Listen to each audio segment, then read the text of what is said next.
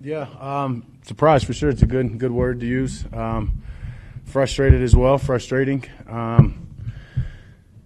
Yeah, as you said, right, what we've been doing, what we're capable of doing, didn't really ever get it going. Having an opportunity right there in the first drive of getting down there in the red zone, being able to have a chance to put 7 up and settling for a field goal, that was the start of it. And the rest just kind of followed that and us not making the plays that was necessary. And credit to those guys. Credit to Coach Joseph, defensive coordinator, making it tough on us. And they got the best of us, that's for sure.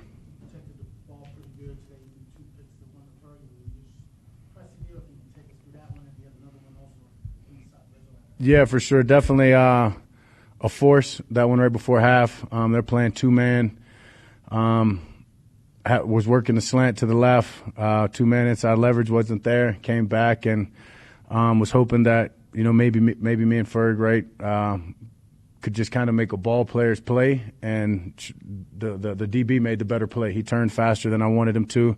Ferg was more on top of him, so the back shoulder wasn't quite the throw, and that's what I threw, and he made the catch, and just a force right there. And then the one later is just pure miscommunication. CD wanted to go around the guy and keep going. I was expecting him to sit it down right and just kind of trust throw it right there. The guy made a hell of a play, and so that's us just got to be on the same page, especially in the red zone, especially in a game like this when we're trying to come back and get in the end zone. So 2 unacceptable plays, really.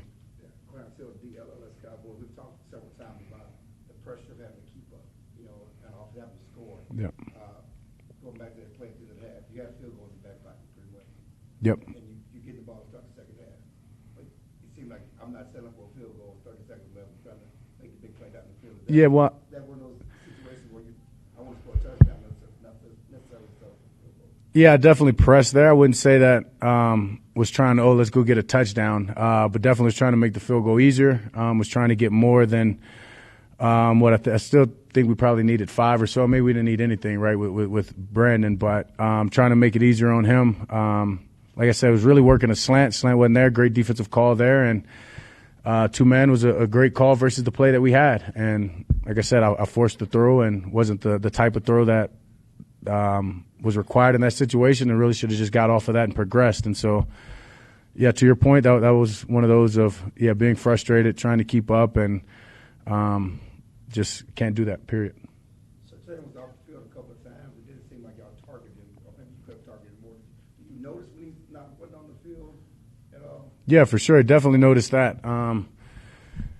It's a lot that goes into that, right? You've got 2 elite guys out at receiver. I don't really honestly care who's guarding them. No disrespect to the guys out there, even Surtain. So, I mean, it's not like, he's out there, I need to attack this other guy. I mean, I was just fine attacking 21.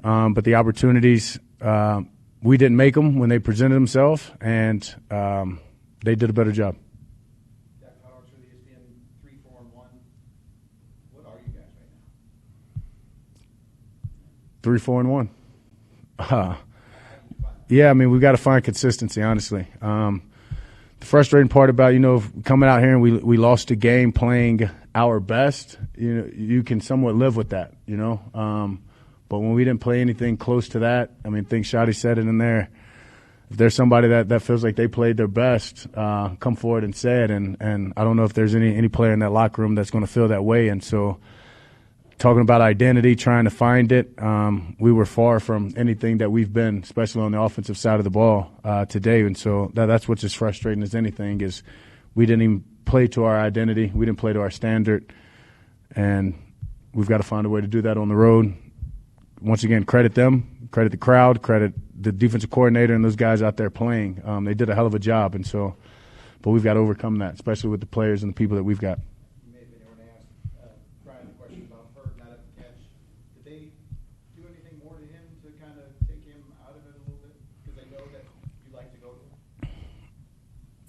Something I've got to go back and look at. It's crazy. Honestly, when I heard that, it just stung even more, right? Ferg doesn't have a catch. A guy that's been, 5 or 6 catches every game, just a consistent target. Us not being able to get him the ball. I know there was one player so that me and him both didn't do what the defense present it, right? And so that probably took a target away from them, but that's just one.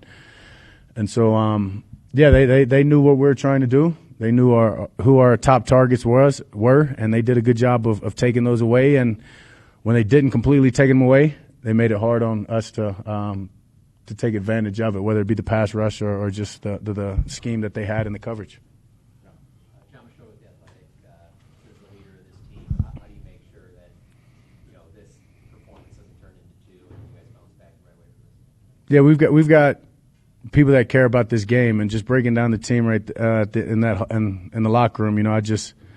The old saying, adversity reveals character, and also it builds it. And so, who are we? And just challenged everybody, myself included, to look in the mirror and are we giving enough? Are you giving enough throughout the week, throughout your preparation, and particularly on game day, right? To make sure that you're giving your best performance. And so, I know the coaches, I know the men in that building. I know how pissed we all are from this, and I know the way that we're going to get back to work and be ready for Monday night. And so it's a hell of a business we're in. It's a tough business, but I wouldn't choose anything else and wouldn't choose any other men than those guys in those locker room and those coaches. We're going to come together, and we're going to make sure that this doesn't turn into 2 games. And more importantly, we need to find a way to get a streak going on the winning streak. As I know I talked to y'all about that Thursday. That was the most important thing to me. And to come out here and not even get close to that is very, very frustrating as the leader of this team. So it's about making sure we get back to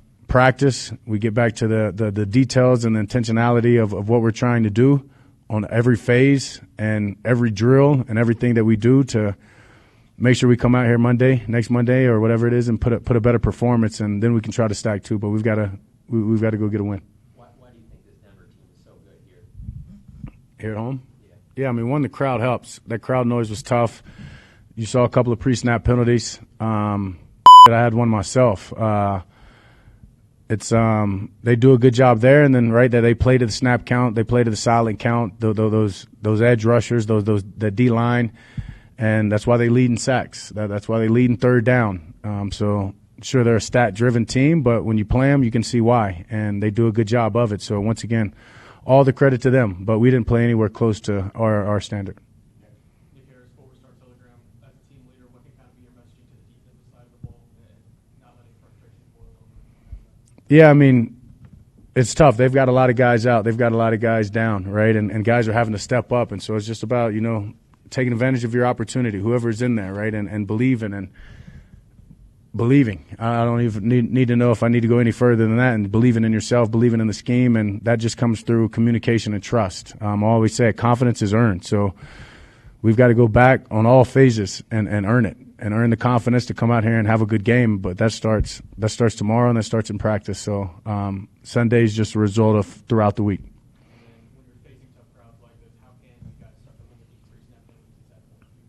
Yeah, just focus, simple focus. Communication, really. It's communication first and then focus. And we've got to be lead at communicating. Like I said, the one that I had, right, I could have made a call that, change the snap count or change the way that we're approaching it so everybody understood it.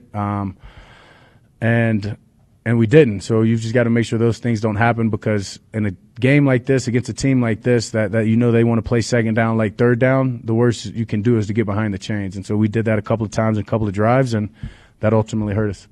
How difficult is it at this juncture in the season as a team find consistency? I mean, me personally,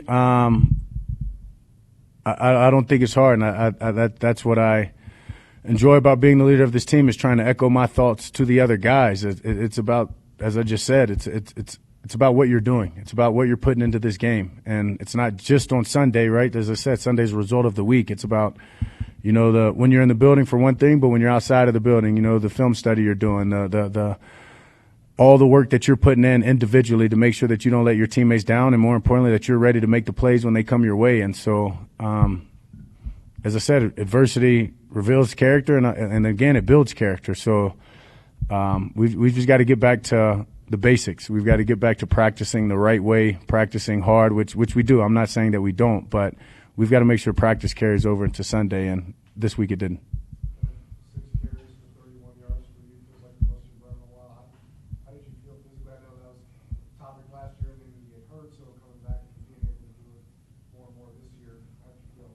I mean, I felt great, but that's not the game plan. Me running it 6 times for that many yards, we'll take it, especially in a win, but that doesn't mean zip when you lose, right? Those are desperation yards. Those are, trying to get away from pressure, trying to make something happen. Obviously, I was able to extend a couple of first downs, which is huge, and that is a big part of it. But I don't think that anybody would come into this game saying, like, we'll take that, especially not in a loss. So if you give me those stats in a win, sounds great, and I'll give you a much better answer, but not what we're trying to do. Joe White, Dallas Morning News. The first play without Pat Surtain was that third goal where you went to CD and Pickens did. Surtain's replacement was on Pickens. Did you consider maybe saying, hey, this is the new guy there, one-on-one, maybe I'll go in that direction? Yeah, sure. I heard Shotty's answer.